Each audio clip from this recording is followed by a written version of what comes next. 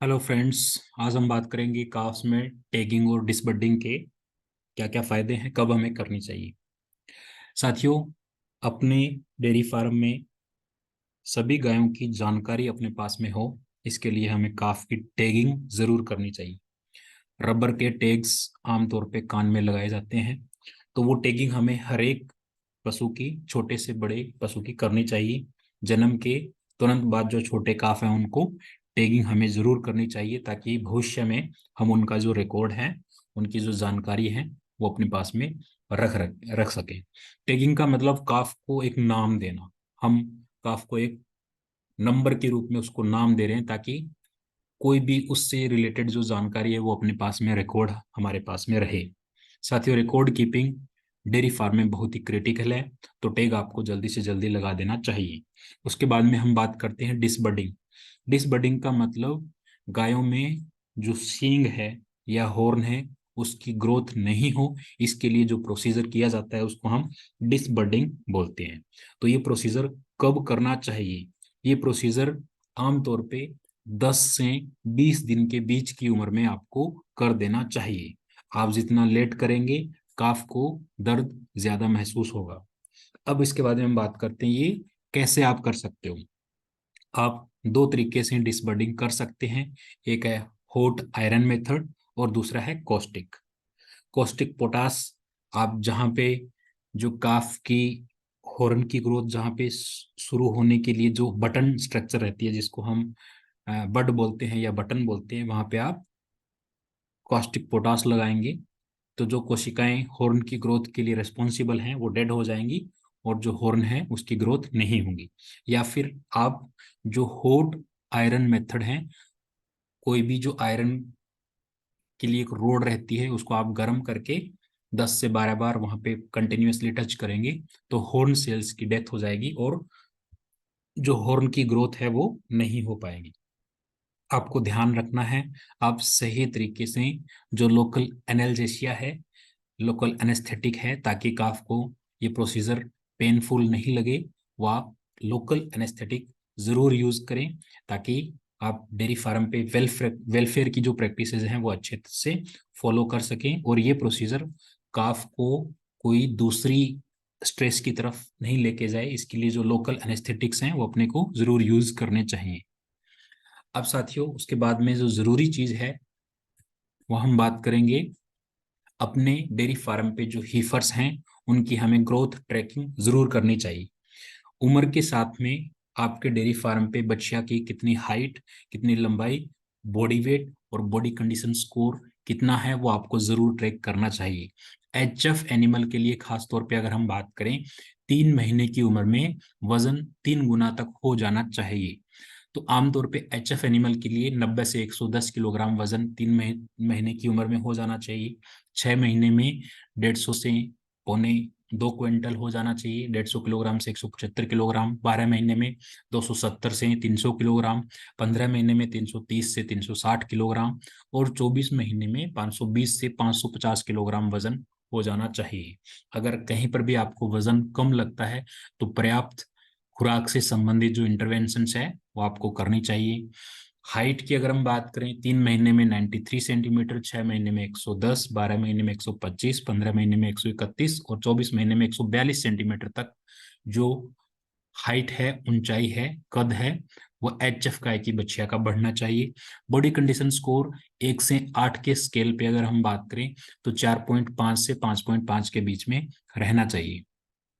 कुछ उम्र के साथ में जैसे हस्बेंड्री प्रैक्टिसेस हैं वो अपने को करनी चाहिए। 3 महीने तक अपने को विनिंग बच्चिया की कर देनी चाहिए, वैक्सीनेशन और डिवॉर्मिंग कर देना चाहिए, जो डिसबर्डिंग है वो कर देनी चाहिए। 6 महीने में बूस्टर वैक्सीनेशन करना चाहिए। डिवॉर्मिंग हर महीने हम छोटे काफ की सजेस्ट करते हैं। 12 महीने में एनुअल वैक्सीनेशन करना चाहिए।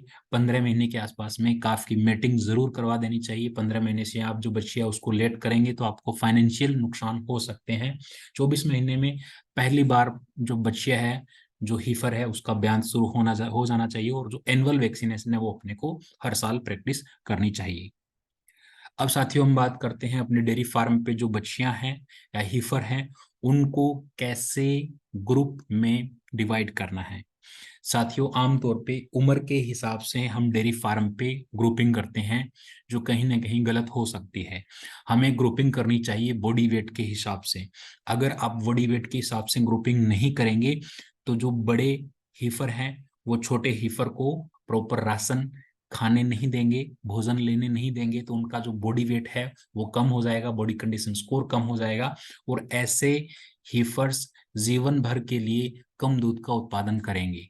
तो सबसे पहले आपको ध्यान क्या रखनी है, आप राशन के वक्त जो आपने पेन बनाए हैं वो एक जैसे बच्चा हीफर को आप रखें, ओवर क्राउडिंग बिल्कुल नहीं करें, और राशन सभी को पर्याप्त मिले ये व्यवस्था आपको करनी है। ओवर क्राउडिंग करेंगे तो वो राशन नहीं खा पाएंगे। अगर आप छोटे पशु को बड़े पशु के साथ रखेंगे, जैसे इस पिक्चर में आप देख रहे हैं, तो ये जो छोटी बच्चिया है इसकी चमड़ी भी खुरदरी है, इसके जो पुराने बाल हैं वो निकले नहीं है। इसका मतलब न्यूट्रिशन में कहीं ना कहीं कमी है, क्योंकि ये जो छोटी बच्चिया है ये पर्याप्त राशन नहीं खा पा रही है, क्योंकि बड़ा पशु इसको पीछे धकेल रहा है, और दूसरा इसके पास में यहाँ पे खाने की जो पर्याप्त जगह है वो भी नहीं है। तो ये उम्र भर के लिए आपके डेयरी फार्म पे जब तक ये बच्चिया रहेगी आपको दूध का उत्पादन जितना मिलना चाहिए उतना नहीं मिलेगा। तो कंपटीशन कम रहे ये प्रोविजन आपको डेयरी फार्म पे करना है। पहली काविंग पे जैसे अगर हम बात करें, जन्म के टाइम पे काफ का वजन उसकी माँ का 6 से 7% होना चाहिए। पहली बार जब हीफर हीट में आती है तो उस हीफर का वजन उसकी मदर का 45% वजन के बराबर होना चाहिए। मेटिंग जब आप करवाएंगे तो मदर के वजन का 55% वजन आ जाए तब आपको मेटिंग करवानी है, और पहली काविंग में 85% मदर का वजन हो जाना चाहिए। इसके लिए आपको प्रॉपर मैनेजमेंट और राशन उसको देना है। अगर एक मेच्योर गाय है 6 क्विंटल की, तो जो आइडियल हीफर है पहली ब्यांत में उसका वजन 510 किलो के आसपास में होना चाहिए। अगर आप 50 किलो वजन नहीं बढ़ा पाते हैं तो आपको बहुत ज्यादा फाइनेंशियल नुकसान होने के चांसेस हैं। तो इसके लिए आपको proper management, proper grouping, proper ration और बॉडी वेट की जो ट्रैकिंग है वो जरूर करनी चाहिए। साथियों, अगर आप ग्रुपिंग कर रहे हैं और आपके डेयरी फार्म पे जो हीफर एनिमल हैं उनका वजन कम है, बड़ी गायों के साथ में आप उनको ग्रुपिंग करते हैं, तो बड़ी गाय राशन छोटी गायों को, हीफर एनिमल को, पहले दूसरे ब्यांत की गायों को नहीं खाने देगी। तो उनका बॉडी कंडीशन स्कोर कम रहेगा, दूध का उत्पादन कम रहेगा, फैट एसएनएफ की मात्रा दूध में कम रहेगी, और ऐसे पशु हैं जो पहले ब्यांत के बाद में आगे उनको गैबिन होने में भी समस्या आएगी, क्योंकि बॉडी कंडीशन स्कोर है, इनको पर्याप्त राशन नहीं मिल रहा है, भरपेट राशन इनको नहीं मिल रहा है, तो फिर आपको डेयरी फार्म पे जो नुकसान है वो ज्यादा रहेंगे। तो प्रॉपर वेट हीफर का पहली काविंग में होना बहुत जरूरी है। हल्का हीफर पहली काविंग में आपको उस हीफर की लाइफ टाइम में प्रोडक्टिविटी कम रहेगी। डेयरी फार्म पे फर्टिलिटी से रिलेटेड समस्याएं आपको ज्यादा देखने को मिलेंगी। तो जब तक वजन सही न हो जाए तब तक आपको उस हीफर को मेटिंग नहीं करवानी है। आमतौर पे 3.5 क्विंटल 350 से 370 किलोग्राम एचएफ एनिमल के लिए जो हीफर का वजन है वो पर्याप्त है पहली बार मेटिंग करवाने के लिए। तो साथियों, ये कुछ मैनेजमेंटल एस्पेक्ट पे जानकारी थी। मैं उम्मीद करता हूँ आपको ये चीजें अच्छी लग रही हैं। आप शेयर, सब्सक्राइब और जरूर करें। Thank you.